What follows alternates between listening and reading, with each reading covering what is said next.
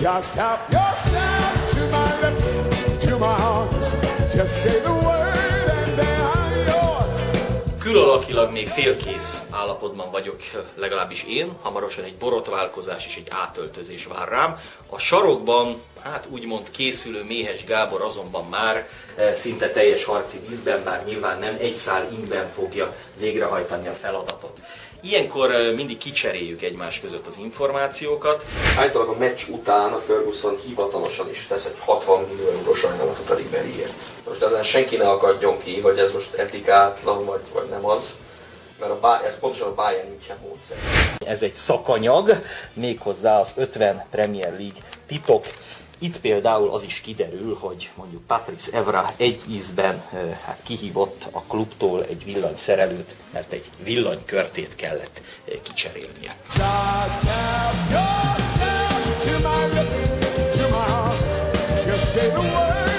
Helyünket keressük a világban, és a csúcson találjuk meg.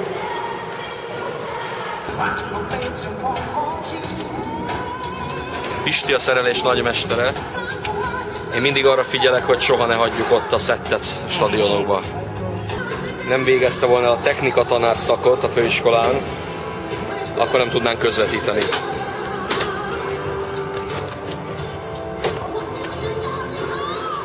Alapvetően azért vagyunk ketten, ha ilyenkor egyikünket agyonvágná az áram, még a másik tudna beszélni.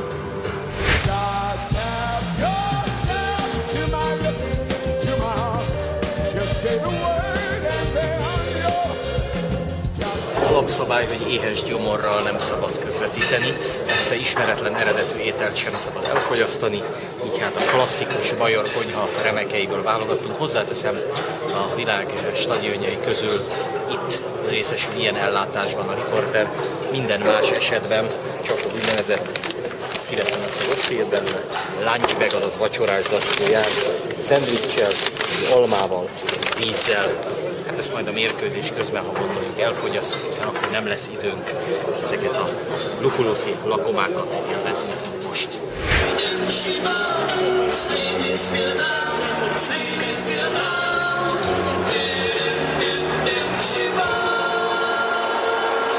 Neuer Spielstand! Torschütze bei uns Nummer 11, Ibiza! FC Bayern München! Manchester United! Danke!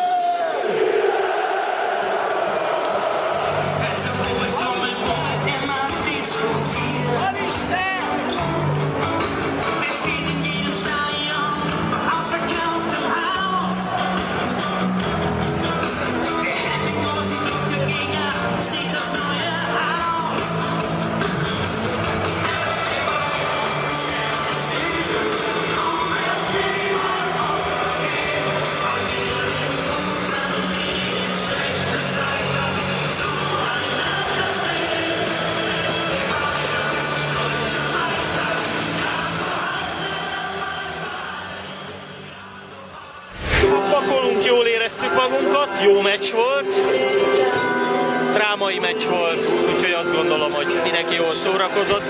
Ilyenkor az ember nagyon örül, hogy részese lehet ennek. Reméljük, sok hülyeséget se beszéltünk, vagy ha igen, akkor időben lehalkították a tévét, akik nézték.